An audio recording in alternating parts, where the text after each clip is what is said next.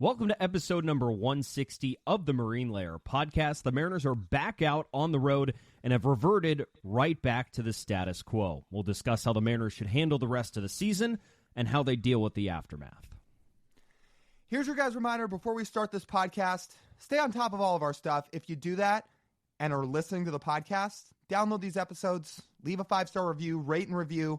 And if you're watching on YouTube, the best thing you can do to give us your support, hit the subscribe button. It really, really helps us out a bunch. So do that. Leave the video a like, drop a comment, and then follow us on social media. Instagram, TikTok, Twitter, YouTube Shorts, at Marine Layer Pod. Let's get it rolling. The pitch from Acevedo. A drive deep to right field. Down the line. The Mariners win this game 2-1. The dream lives. They're going to the playoffs. One more from Jansen. There you go. Left field. We got a tie ball game. Julio. Oh, baby, what a moment. Tie ball game is 7-7. And we welcome you to this episode of the Marine Layer podcast, part of the Just Baseball Podcast Network. Recording here on Labor Day evening, Monday, September 2nd.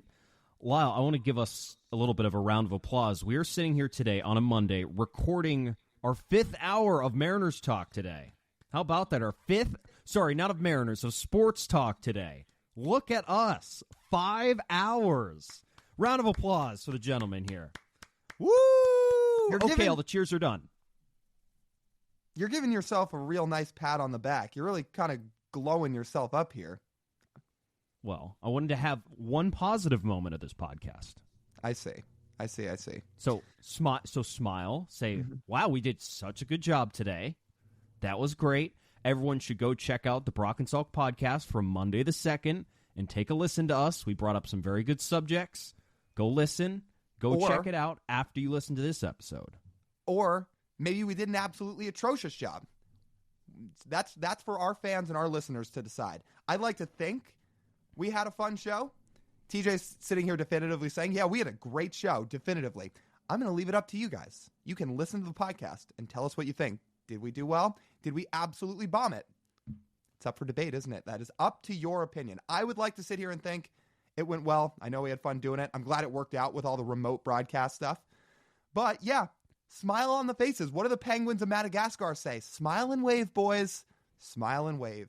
That also feels like that's what we're doing to the Mariners season as we transition. Smile and wave. Goodbye. I want to give the Mariners a shout out. There is only one opportunity all season to be 69-69. And the Mariners have done it. One opportunity. They did it. Congratulations. Right? That should be something to celebrate. I'm giving you props. You said there was going to be no smiles on this entire show. You're giving people a reason to laugh. Again, people may laugh right in your face. It's like, TJ thought that show we did today on Brock and Salk was good. Little does he know it was awful. Yeah, we don't know ball, apparently. Yeah, so you're giving people reasons to smile in the first 3 minutes of this podcast, so that's fun. I don't know how much of the rest of it's going to be a bunch of smiles, but at least at some point we could say, hey, we were upbeat here on the Marine Layer Pod. Well, it could be different. We could approach things a different way and come at this episode a little more aggressively. Do you want to cue up what I'm about to play? Sure. The Mariners lost here on Monday to the A's on their second walk-off home run loss in 3 days. They have now had yet another game that they lost a one-run contest. They lost a walk-off contest. They lost on the road. Their pitching staff did not pitch well on the road. The offense didn't do enough, and the bullpen coughed up the game late. So, where have we heard these things before? Feels like we are in Groundhog Day talking about it over and over and over. And what better sound can encapsulate that than this right here? We're sitting here again talking about the same things. Thank you, Brian Kelly. Thank you, Brian Kelly. If you were not a college football fan or didn't watch that LSU-USC game on Sunday night, that was after the press conference when Brian Kelly was very visibly not happy with LSU losing another big game early in the season, and therefore he slammed his fist on the desk saying, we're sitting here again talking about the same thing. And I'll tell you what, that visual was hilarious, but it is a perfect way to encapsulate the Mariners season. How many times, I feel like we've said this a million times, how many times do we have to talk about these repeated storylines? Like, I know it's September 2nd. We have a month of the season left to go. Anything could happen. Maybe they somehow get on a hot streak, but I don't know what else we can keep saying here. Yes, the offense doesn't hit. They don't pitch on the road. The bullpen keeps coughing up games. What else can we say? But a hot streak based on what exactly? I don't know. Again, we've already detailed how they have pitched about as well as they possibly could have, and it legitimately doesn't matter. Well, not so on what the road, would it take? Yeah. And no, not on the road. Fun fact, we floated this on Brock and Salk earlier this morning. Do you guys realize it's worse now after Monday's game? The Mariners are a bottom third in baseball in road ERA. Not even a good pitching staff on the road. Not at all. Not even a league average pitching staff on the road. Which is why Dan Wilson wins his first 2 series, and it's like, great. It's like, okay, but they're going to go play 3 series on the road where they've struggled all season, and they've looked incredibly average away from T-Mobile Park. And what have they done? TJ, what are you talking about? It's all Scott Service's fault. He's to blame. Everything was going to change once he got fired. And everything has. You see how Scott different Service it is now? called the Mariners dugout today and told them to put Austin Voth in the 9th inning. Yeah, he's still deploying bullpen moves from afar. It's all his fault. Everything changed with Scott Service no longer being here. Like, clearly he was the problem. It's all his fault. You have 4 winnable games in a row to start this road trip. There's only so many ways that we can sit here and sell, oh, it's a pretty soft schedule. Looking at this, definitely winnable matchups. You have the pitching advantage. You theoretically should have the roster advantage all these times. It hasn't mattered. Like 3 games in a row, too, the Mariners have blown leads and ended up losing in the bullpen. And the bullpen being a piece that I don't feel like we talk enough about, of being a culprit of the Mariners' downfall this season, of just not being able to hold on to those leads. It's just so disappointing. Like, we can sit here and look at this Mariners schedule the rest of the way and say, oh, well, look, they got 3 more games against the A's. You should be able to win some games against the A's. And then you have the Cardinals, who are fine, but it's certainly a team that you could be able to beat. And it's like, oh, the Padres, you played well against them at home. The Rangers aren't very good. You get them for 4 games at home. The Yankee series is going to be tough. And then you go back on the road, and that's where you make up your money. But how are you supposed to sell anyone on the fact they're going to win games? Oh, newsflash. You don't. They're not, because they're not. They've shown us enough times of what they are on the road. This team playing on the road will not take them anywhere. They're not. And it's September. There is no, well, what if things correct itself moving forward? There is no moving forward. We're in the final month of the season. This is who this team is on the road. And if they can't beat the Angels and the A's on the road, how are you going to beat anybody on the road? How in the world are you going to win all 3 games in Houston? Because this is what we talked about on Brock and Salk on Monday. This is what we're going to sit here right now and talk about. The Mariners' only path to the playoffs right now, as of right now, they're still 6 back because Houston lost today too. Their only path is if going into the final series in Houston, that last week of the year, on the road, they are within 3 games. So essentially between now and when you go to Houston, if you made up 3 games. And if that happens, you have to go into that series and sweep. In other words, you have to play your 3 best, cleanest, most dominant baseball games of the season in a place that's been a house of horrors and a team that's been significantly better than you since May, essentially, at the very least since mid-June. I saw today the Astros since April 24th have the best record in baseball. But anyway, you have to go into Houston and win all 3 of those games. Otherwise, that is your only path to the playoffs at this point. Otherwise, they're not going. And if you are 1-3 against the Angels and the A's, how are you going to sweep Houston on the road? If you're going to gain that amount of games, you need to probably rip off, let's say, a 5-game win streak at least. Let's say minimum, right? 5 games. So which of these 5 games are you winning in a row down the stretch of the season? Because you're not winning 5 in a row on the road. not with the combination of pitching and hitting you have on the road? Or are you going to find a way to win 5 combined games against the Padres and the Rangers? I think that's your only opportunity if you win the last game against the Padres and then sweep the Rangers while you're playing at home. The Rangers have been meh at best this season, and the Mariners are taking care of business against that team. But that's it, because then after that, the Yankees come in. You're not sweeping them. You're probably losing the series to them, and then you go back out on the road in that series, which odds are right now the Mariners will lose a series to the Texas Rangers in the second to last week of the season, and they will lose or get swept by the Houston Astros in the last week of the season, and then it's over, essentially. 3-game series against the A's at the end of the year does not matter. Just fan appreciation weekend. And if that's your cup of joe. Well, but looking at any sort of semblance of chance, there's not one. no. And we just have to keep being reminded of it, because we're sitting here still trying to watch and find some way to hold out hope, and sitting here and being disappointed again and again and again and again and again. Yeah, what I'm looking forward to most in that A's series is a bunch of the minor leaguers get awards that weekend, and hoping that we see some of the guys we become friends with get the chance to come up to Seattle and accept some awards, and then we can talk to them and catch up with them there. That's, like, you talk about that last weekend, that's what I'm looking forward to, because it sure doesn't feel like where we're sitting right now that they're going to be playing meaningful games. Do you know what disappoints me the most, though, about these last 4 games? Your starting rotation has been your rock this season, the thing that you rely upon the most. And in the last 4 games, you have George Kirby going 5 2/3, giving up 3 home runs.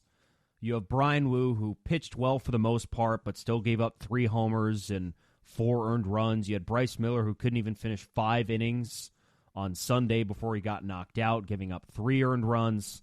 And then today, Logan goes 6 and gives up 4 earned runs. And the Mariners' winning games this year has been reliant on their staff being dominant. And these 4 games, they've been far from that. Here's my issue with that, though. Don't they ever get a pass? Don't they get one bad turn through the rotation at some point, and some grief is given for how amazing they've been all year? And with that, at what point, when they have a bad turn through the rotation, can just once, or maybe twice, like heaven forbid twice, 3 times, it would be a miracle if the offense is like, you know what, guys, we're going to pick you up today. We're going to put up 8 to 9 runs. We're going to be the driving force in why we win these games. They never do that. But why would you give the pitching staff a pass for how they've pitched on the road? Oh, well, okay, on the road, no, they have not been a strong staff. But I'm saying that's been something that's gone on for months now. But I'm saying you were acting like, oh, well, they didn't have a good turn through the rotation when they really needed them to, and they did. Yeah. And so the way you're framing it is correct. But if we're just talking about overall on the road, it is September, and they still have not figured out how to pitch at an above-average level on the road. Well, that's not good. No, it's not. Not for a team that can't hit.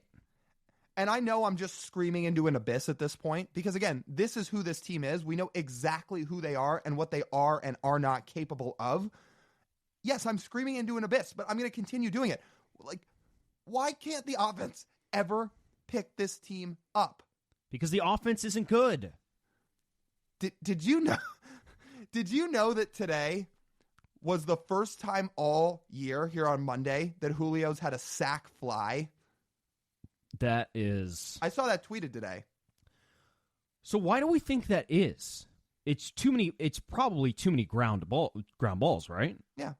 That, a lot of strikeouts. He certainly swings hard. So the times he'll often connect with guys on base, it'll go a ways. But it doesn't. And the Mariners have less guys on base than almost every team in baseball, too, which also does not help. No. So all-encompassing, not a good stat. Well, he's only got 4 for his career. That's unreal. Again, that says a lot of ground balls, a lot of strikeouts. Yeah. And when he hits the ball in the air, it usually doesn't get caught. Right. And he hasn't hit the ball in the air anywhere near enough this year. Again, we know both last year and this year, he's had his struggles in clutch situations and driving runners in with guys on base at times. I think it's all encompassing. Where do we go from here, man? What are we supposed to do for the next month? We're going to tell you guys to put a smile on your face and that it's all going to be okay. Do the Joker smile. Yeah, that. If you're all the more reason all of you listening should also be watching on YouTube because we're doing Joker faces right now here on the podcast. Should start doing the Joker dance or the Joker laugh. That's actually pretty close. Well, I promise I'm not turning into the Joker. That's kind of creepy. Are you sure? The Mariners haven't turned you into the Joker yet?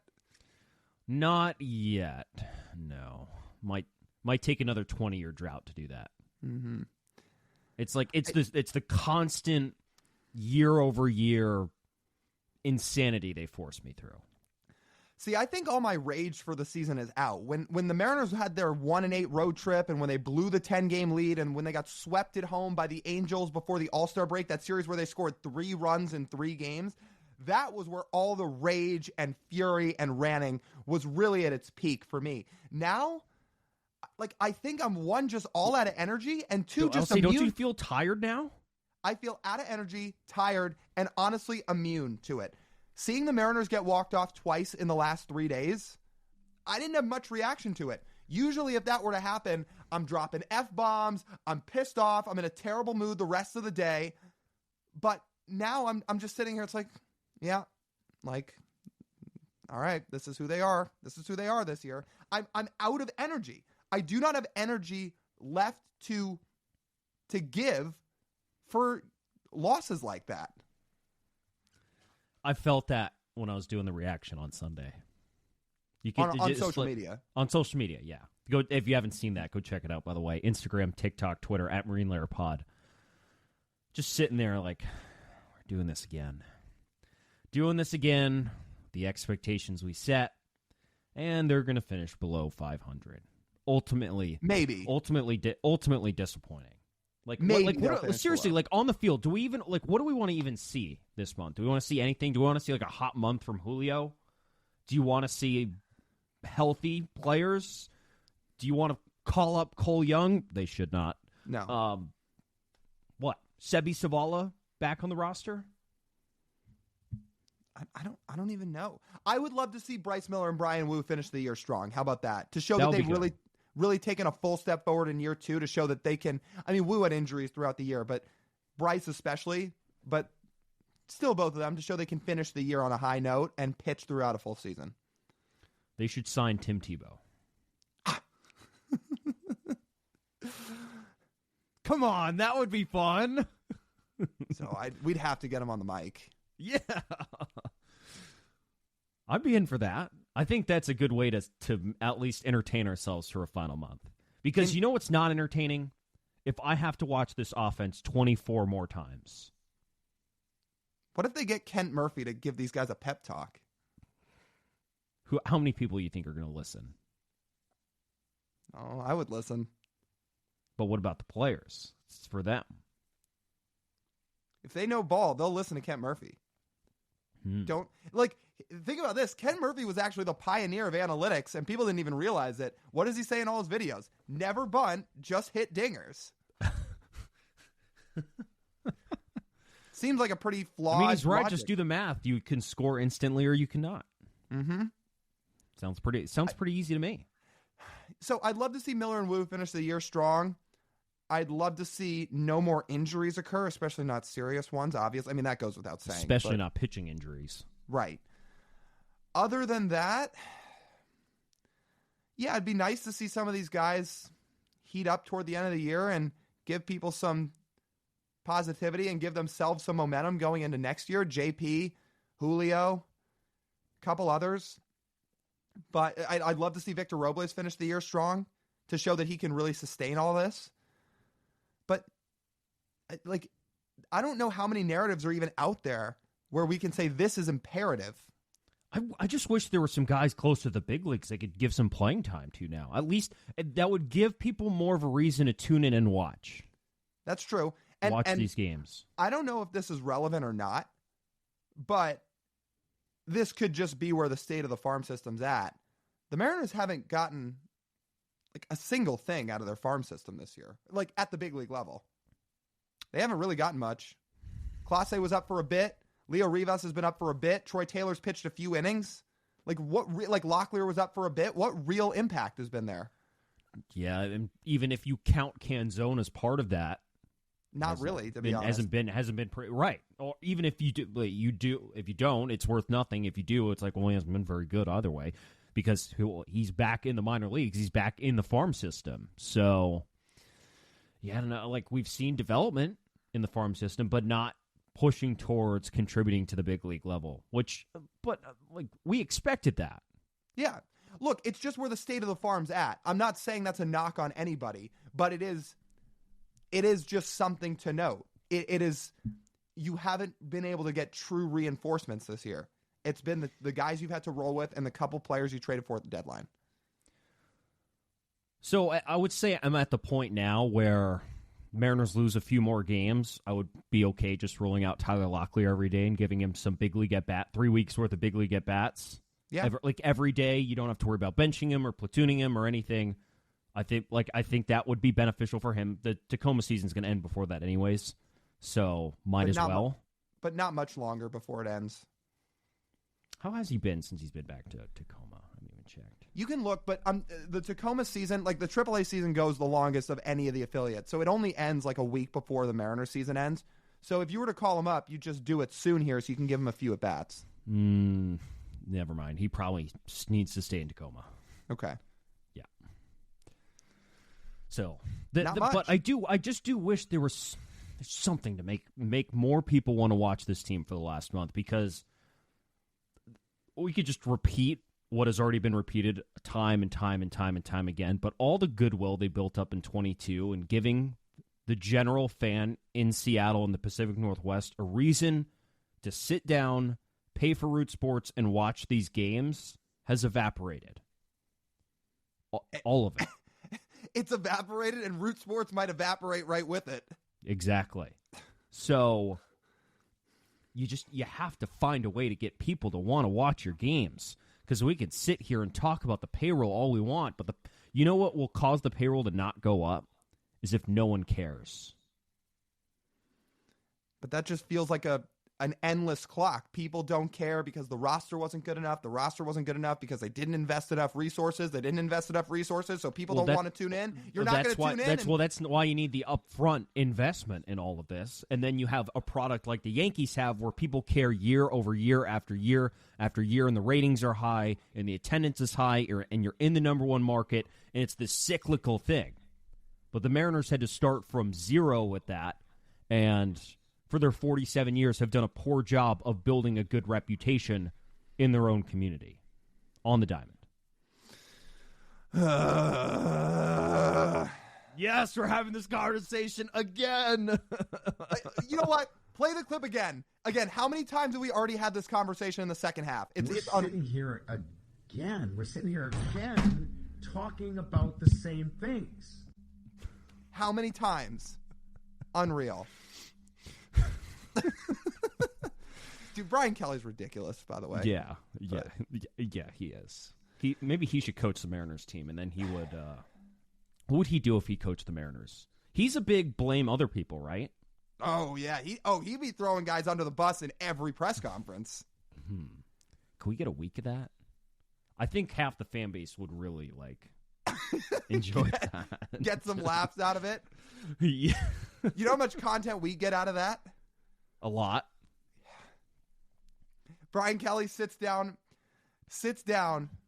at the at the podium as the Mariners get walked off for the second time in 3 days against the A's. Again, after getting walked up by the Angels a couple days ago. I heard a great man give a quote once, and I'd like to repeat it here. It was me, Brian Kelly said. I gave this quote. We didn't execute well enough tonight. Maybe our entire team should be executed after tonight. He just says that to the entire Mariners media. And what are Mariners fans going to say hearing that? He's right. Well, he's right that they didn't execute. I can't exactly vouch for the latter. Well, I know there would probably be some people out there justifying that the whole lineup should be executed. Okay, but by executed, you can't. You mean like replaced? Sure. I'm not saying they should kill the lineup. Yeah, not actually executed. That's what I'm saying. Yeah, a figure of speech. Right. But people, when Brian Kelly actually gave that quote, people did not take it as a figure of speech. They were like, "What is this dude saying?" So, okay, I think it might be time to transition to the next portion of this podcast and conversation we're about to have. But before that, another positive, because again, we need positives in this podcast. Pagacci's Pub 85. That's a positive. Go over and have a great meal there. Some great drinks there. Fun time with your friends there. There's happy hour specials Monday through Friday, by the way, that are $3 and $4 drinks. That's 2 to 6 p.m. $3 and $4 drinks for happy hour. There's 20 TVs in the place. If you want to go watch some games, there's darts, there's pool, all of that. Whole 9 yards over at Pagacci's Pub 85 in Kirkland. So I think we just have to have this conversation at this point with the way the Mariners are playing. We don't have to agree with it. In fact, we can disagree with it, but we need to have the conversation, because if the Mariners continue to play like this, they fired Scott Service because they said the way the team was playing was not up to standard. They make the hire of Dan Wilson, right? I think that signaled that, it absolutely signaled Wilson would be the manager moving forward, but that at least for 2025, Jerry Dipoto's job is safe. And he's saying getting rid of the manager will improve the roster. Now give me into 2025 to show you that. That being said, if the Mariners have this awful September and legitimately finish below 500, is Jerry Dipoto going to survive this? I think we have to ask that. So then I'm going to turn this question around on you. What has changed since they made the decision to keep Jerry and fire Scott a week and change ago? Nothing. What has changed on the field? Nothing. I would say nothing but time. I don't know if the Mariners were going to make the decision to make that move in season. They usually don't even make coaching changes midseason, but they've done it this year, which is pretty uncharacteristic for them. The only thing that's changed is time, and that's what I'd say. If the Mariners look in the mirror at the end of the season, have some time to reflect and look back, and also look to what their roster is going to shape up like going forward and where they feel like the future of the team is at going forward, I am not saying I agree with this. I am simply asking, are the Mariners going to sit there and think about potentially making a change? Because again, if it's true about Dipoto's contract that it's up after this year, although he has a club option or like an option the team can pick up for 2025, there is the chance that they just decide we're ready to find someone new. So I don't think so. Based on all of the messaging around hiring Dan Wilson, even with their continued play, because shocking, as you and I said, nothing really was going to change this year hiring Dan Wilson, and it's been the exact same. So if Mariners ownership uses this next month as this month alone, not the whole sample, this month alone as the reason to fire Jerry Dipoto, I would raise an eyebrow a little bit. Same. Now, if they use the season as a whole, not just this month, then you could justify it. You could justify it a little bit more. They underperformed. He put this roster together. They were supposed to make the playoffs, compete for the division. They're doing the exact opposite. Sorry, Jerry, you're not meeting our expectations. Okay.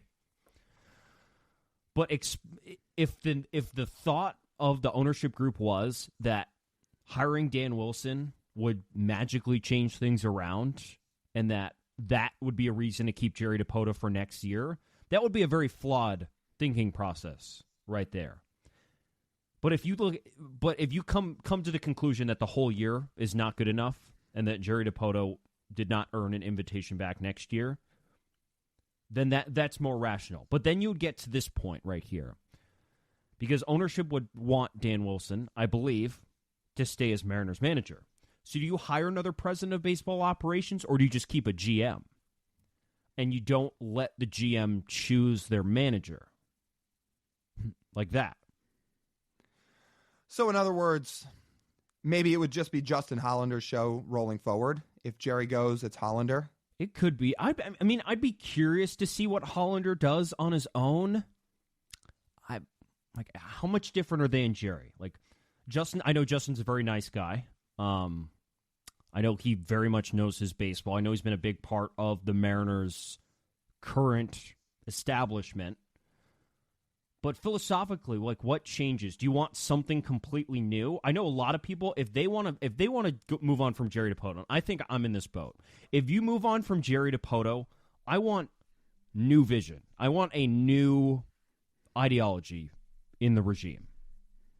The ownership won't change, but what you can swap out and rehire is who runs your baseball operations. So if they decide this vision is not working and is not good enough, then I think something different would be the right move instead of going with someone off the branch. But how much of your baseball ops can you even clean house with? Don't you want the people responsible for all these drafts to stay around? The people that have drafted this well with all these pitchers and now all these young hitters? I don't know. But just keeping Justin Hollander doesn't mean they're all going to stay. No, it doesn't. But again, I think it is. Like, does Andy McKay and Scott Hunter stay if Jerry Dipoto gets fired?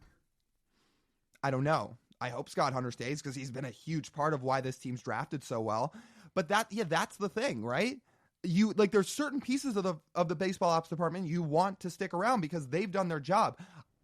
We don't know the exact title, but where we would have to guess that some of the things have gone wrong is pro scouting or major league talent evaluation.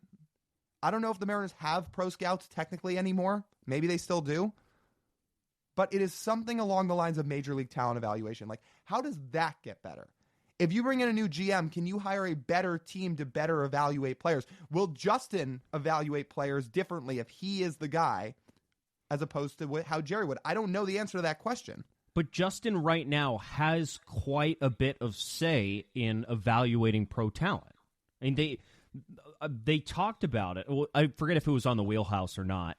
But they talked about how they split up approaching the trade deadline, for example. Mm-hmm. Justin's essentially doing half the work right now. Right. Jerry ultimately gets final say, but Justin's certainly putting in a good portion of that work.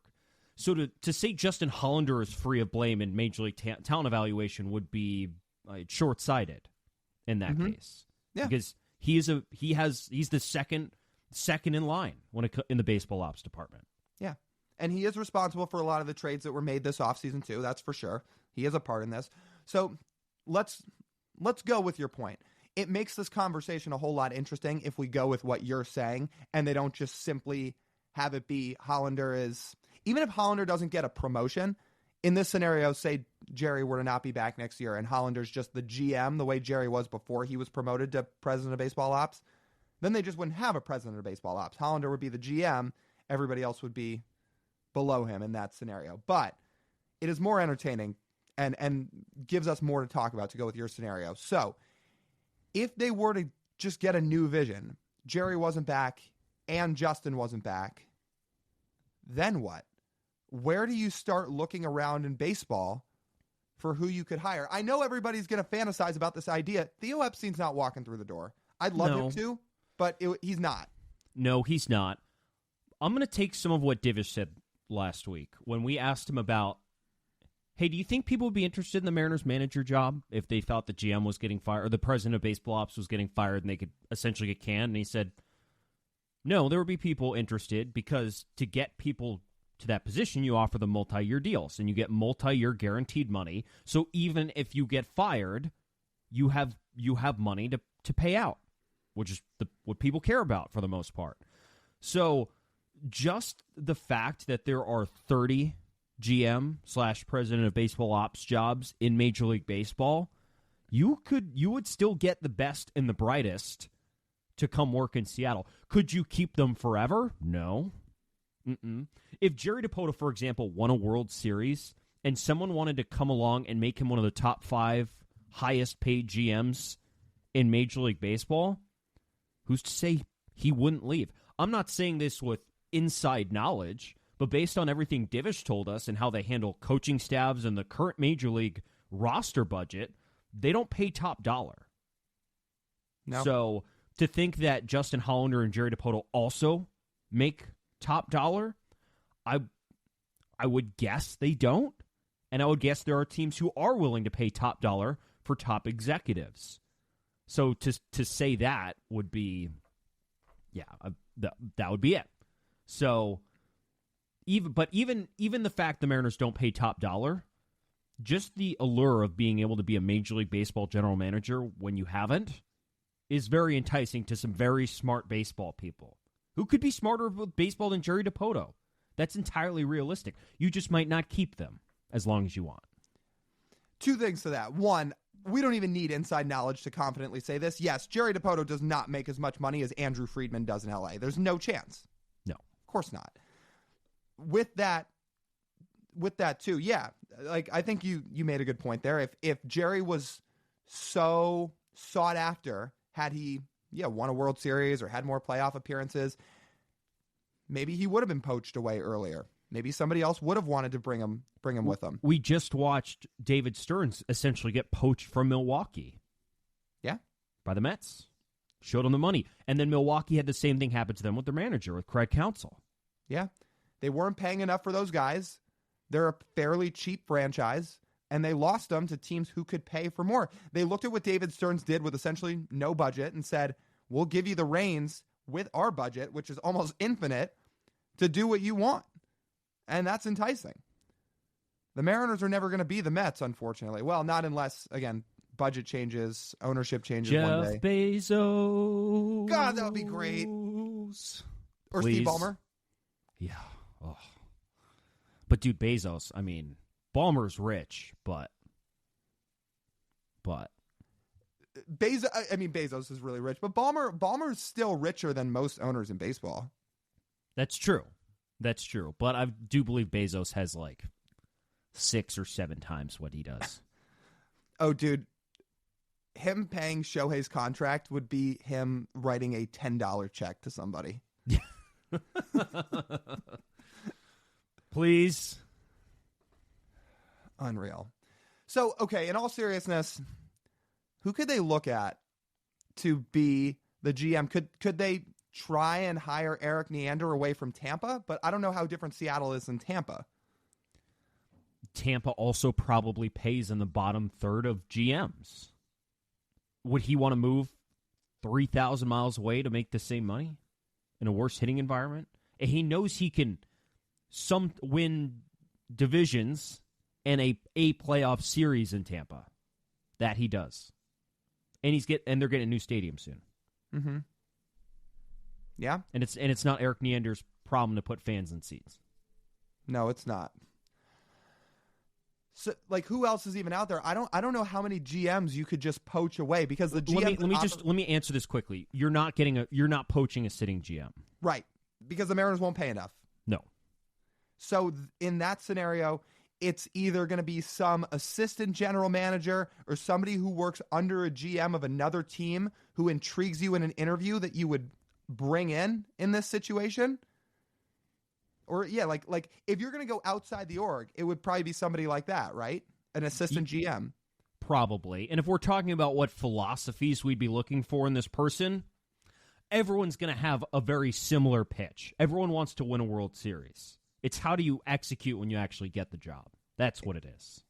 And how do you not swing and miss on major league trades for bats? That is the Achilles heel of this team right now. We know it's the offense, but it's also the guys that continuously get brought in here do not seem to find success. Somebody's got to have a blueprint for finding the necessary big league hitters to help the team win. Yeah, or more specifically, find hitters who can hit in T-Mobile Park. Yeah. How do you find that? The GM that finds that will lead this team to success. Correct. Funny enough, we give Jaxie crap for that. He signed 2 players who hit very well in this ballpark. You can count 3. They were slam dunks. You can count 3 if you want to count extending Kyle Seager. Sure. Oh, and he drafted Kyle Seager, too, and Seager always hit. The one good position player he ever drafted. He did draft a good North Carolina infielder in 2009, Lyle. Just not the one you expected. Mm-hmm. Yeah. Not the one who hit over 400 for 3 years in a row. How does a team mess that up? Well, how does a team make the playoffs 5 times in 47 seasons and never go to the World Series? Got me. Yeah. But yeah, it's how do you find players who hit in T-Mobile Park? You and I don't know the answer to this, but you got to find some way. Yeah, you got to find some way for players besides stars to hit here. Can you get a Josh Rojas level player to hit in T-Mobile Park to put up a 105? Right. WRC plus, yeah. Right. And because that's what the budget's going to say that you can afford. You have to find value in somewhat lesser trades with guys who can come here and be productive. You just have to. But I don't know what type of profile you're even looking for at this point. The Mariners have tried every different profile. Jesse Winker had this great approach, drew walks, sprayed the gaps with doubles, came here and was just an atrocity. Both in the field for sure, but at the plate too. The next year they say, Teoscar Hernandez, that dude destroys left-handed pitching. He is literally a top 3 hitter in the game against left-handed pitching behind guys like Paul Goldschmidt, who had just won an MVP, and also hits the crap out of the baseball. His hard hit profile is off the charts. Teoscar comes here, doesn't play well. Then, I mean, what other profiles do you want to go with? Colton Wong, he was a walking 2-win player. He's like, this guy is, we can pencil this guy in to give us value. Be a 2-win guy. Didn't work. Find a way to clone Nelson Cruz. That would be great, but how many Nelson Cruzes exist out there? I'd say right now in baseball there's one, and he's currently absolutely lighting the world on fire year after year in Houston.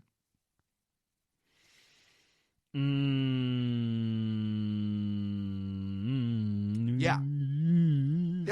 There's one Nelson Cruz, like if you're talking about that type of profile, there's one guy out there like that right now. Oh, no, I'm not talking about the profile. I'm talking about literally cloning Nelson Cruz. Oh, well, how do we hire some scientists? Or what even science would that be? I was so bad at science. Is that like a biochemist or something? Yeah, a chemist, probably not, but like somewhere in the biology sector. Biology is, I think, it is the study of life, I believe. I don't know. I'm saying that quietly because if I say that wrong, we're going to get ripped apart in the comments section. Science was a long time ago, guys. Sorry, it's been 4 years since I graduated, and I think 6 years since I took a science class. So, and it's been 15 years, and it's been 27 years for Lyle since he paid attention in a science class. So, yeah. No, I was gonna say, actually, maybe 15 was being generous. I was gonna say it's been 15 years since I actually inherited knowledge from a science class because it was, I couldn't tell you. Anyways, yeah, I think that's the solution because currently in baseball, we have plenty of time to talk about off-season approach and who you could sign. The only guy I'm 1,000% confident could hit at T-Mobile Park is Juan Soto. That you could acquire. What did we say? You're getting rid of value beers, and they're signing them. Well, we said Monday on the show that they could actually double beers if that's what it takes. Sure. That's fine. That's fine with me. Do what we got to do? But that's it. But like literally, that's the situation the Mariners are in. Mm-hmm. Where if you want someone who you don't have to think about that's going to hit at T-Mobile Park, he's the only one. I can't even predict if Tony Taters would hit at T-Mobile. Anthony Santander. Could you imagine? Could you imagine a world where the Mariners actually win the Juan Soto sweepstakes, give him all the money in the world? I can't. No. Let me finish. No. He comes here, and in his first year, he puts up a 107 WRC plus. Well, then you remember the song "Wrecking Ball" by Miley Cyrus? Yeah. That to T-Mobile Park. Yeah. At that point, just like to hell with the aesthetics of the ballpark. You're building a dome at that point. Yeah. That off season. That also, you're finding whatever remnants there are of the Kingdom and you're rebuilding it. Yeah. No, I'm serious. Like that would cause, to talk about what the fallout of that would be. I mean, they were dead serious. They would have an audit on the stadium. Yeah. I think there's one more piece of this GM thing that we got to talk about because with the Jerry thing, we've talked about One, will the Mariners keep him or not? If they decide not to, the next step is who they could hire. We've talked about potential people outside the organization they could hire. But we saw them basically on a whim make an in-house hire of Dan Wilson without even doing any type of external search. If they were to let Dipoto and Hollander go, are we sure we wouldn't see the same thing happen with the new GM? And this is why I tell people, be careful what you wish for if you are so certain that you want a new GM here over Dipoto. So, would they not just do some type of in-house hire? Do you have someone in mind? You're pinning this on me, aren't you? Well, you wanted to bring it up. Well, okay, this has been on Twitter. Our friends over at the Locked On Mariners podcast brought this up at one point too. I've seen it a couple times now, and because we're on this topic, I have to bring I have to bring it up because we're talking about potential replacements to be the GM. Let me preface all of this by saying, before we even get to it, we have absolutely no knowledge that something like this could happen. This is pure speculation and tossing things around. That's it. And let me also say, I'm not even saying that the person we're about to throw out there is not qualified for the job. Maybe he is. Maybe he isn't. It is the after effects that we're about to get into here. So, if you look at the Mariners baseball operations department, the ordering of power goes like this. Jerry Dipoto is at the top. He's the president of baseball operations. Justin Hollander second as the GM. Andy McKay is third. He's the assistant GM. And at number 4, the VP of baseball administration is a guy by the name of Tim Stanton, which, if you're thinking that's a familiar last name, it is a familiar last name. That's John Stanton's son. So if the Mariners were going to make an in-house hire, Jerry's not here, Justin's not here in this hypothetical scenario, there's not very many people ahead of him that would be in line to get that job. And I got to tell you, again, we don't know him. We're not saying he's not qualified for the job, but just in terms of, 1, the perception of it, and 2, what the potential after effects of it could be, that has the potential to really, really be a problem. Because then you're essentially the Cowboys of baseball, because it's the dad and his kid running the team. And is there going to be any accountability if he is eventually not good at the job he is in the role to do?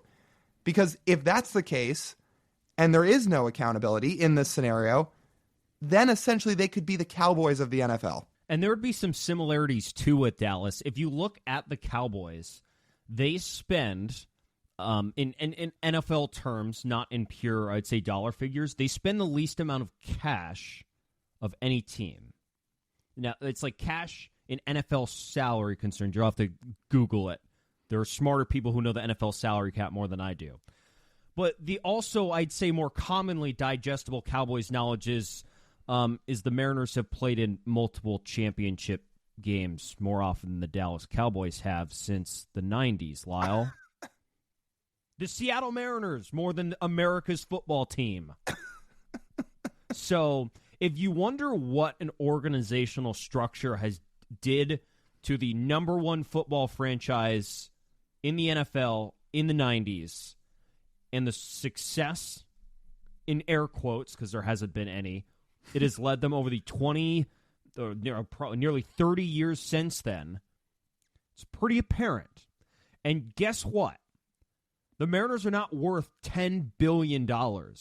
They do not rake in the money that the Dallas Cowboys do every single Sunday, where they get 100,000 fans in Jerry World and probably pocket tens of millions of dollars off of each of those games before the revenue split at the TV revenue split at the NFL level. Which what does the NFL make per year on TV? It's like $1 billion, or is it more than that? Regardless, a big fat chunk of cash the Mariners don't have available to them that the Cowboys get, and the Cowboys still manage to be mediocre. What happens if you have none of those resources and none of the accountability in that sense?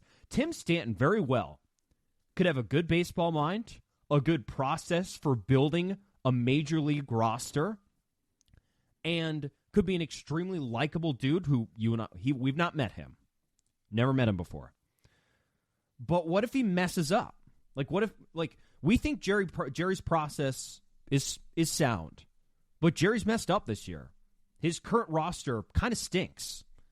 And sometimes when your roster stinks, even if your process is bad, you get canned. What happens if the same thing happens? That's what I was going to say. You can keep going here in a second, but to that point, that's the whole reason we're sitting here having this conversation right now. It's the whole reason is the lack of success on Jerry Dipoto's end going to end up being the reason he could potentially not be here next year? We're sitting here having this very conversation. Is that conversation even relevant if that's who you hire to be the GM?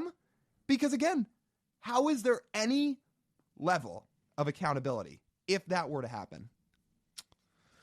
There wouldn't be. So we hope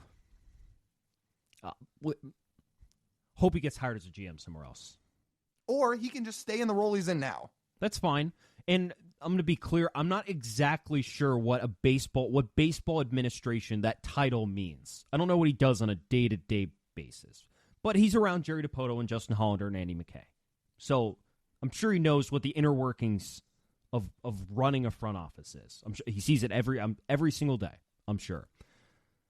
But for the best of the Mariners, it just when stuff structures like that, even if as much as John, I'm sure, loves his son, it's not a very healthy way to operate a power structure within an organization. You need different viewpoints, because if you don't have different viewpoints, then you can't balance out mistakes. That's what it is. Mm-hmm. You want people to have the same general idea, but if you all come at it from the same way, then you can't see the flaws in your process. We all have flaws. Nobody's perfect. No. And, man, we've put up with a lot as Mariners fans. We really have. But if all of a sudden there was what type of government system is it when there's a king ruling and oligarchy or a monarchy? Sorry, it is a monarchy, right? Yeah. We put up with so much, but how much more? As Mariners fans, all Mariners fans have, how much more could you put up with if all of a sudden, on top of all the lack of winning and all the lack of spending, then all of a sudden the team legitimately is running a monarchy? What if they increase the budget for Tim Stanton? Sure. Great. Because this team needs more money. But would they do that? Probably not. Because not everyone's kid's the GM. Yeah. Just John. Again, this is total pure speculation. But you know what? He's high up in baseball ops, and the Mariners made an in-house hire with the snap of a finger after firing Scott Service. If that's their process, who's to say they don't do that again? And once you get past Jerry and Justin, who in this scenario we said would not hypothetically be here in this scenario, there aren't that many more people that rank ahead. And I got to tell you, he may be qualified for the job. He may be good at the job, at least for a period of time, but I'm petrified of that scenario. Because again, if the tides turn one day and he is not doing the job well, he may never ever get fired. I have a solution for the Mariners to make the right decision. Ready? In a time of crisis, who do the Mariners need to call? Ghostbusters? The vice president of common sense. Something they've been sorely lacking. You totally did not pick up on that super smooth transition I just put down right there. Well, I heard the Ghostbusters. Oh, well, you said, who are you going to call? I know. Well, I got that part, but I was always going to go to the vice president of common sense, who, by the way, shows up to the press box for almost every home game. Don't even need to go anywhere. Ryan Divish? Yeah. Great. And ask him what he thinks. And if he says that's the stupidest thing I've ever heard in my life, then guess what? You don't do it. And if he retires and goes to Montana, guess what? You can text him or call him. Yeah, he's available. He said that's the kind of work he wants to do. Well, he also said because it's consulting work is like the easiest money ever made. Bingo. And you know what? We know the Mariners have money to spend on some things. So why don't you write a check for Ryan Divish for one question? Should we hire Tim Stanton as our GM? Well, you said the Mariners have money to spend on some things. Fireworks and bobbleheads, as Mark from Maple Valley would say. Fireworks, bobbleheads, the press club, the box yard. Just not Juan Soto. No. Not Shohei. No. Not even Tony Taters. Yeah. Eugenio Suarez's contract. Yeah. The $10 million he was going to make this year. So, yeah, that's what they should do. I think that's the conclusion I'm going to come to here. They should call Ryan Divish. All right. I would never say no to who are you going to call Ryan Divish. Yeah. But he has to do press conferences. Oh. You mean you're going to put him up there on the podium? And he'd be taking questions from people he already just well knows, every single person in that media. That would be funny. And he'd be giving They wouldn't even ask him about baseball. No. Ryan, who are your 5 least favorite people on planet Earth? Or if they're asking him about front office transactions. Like, imagine if one of us, especially me, tried to ask him a question. I'm sorry, when you get shorts that go below the knees, I'll answer.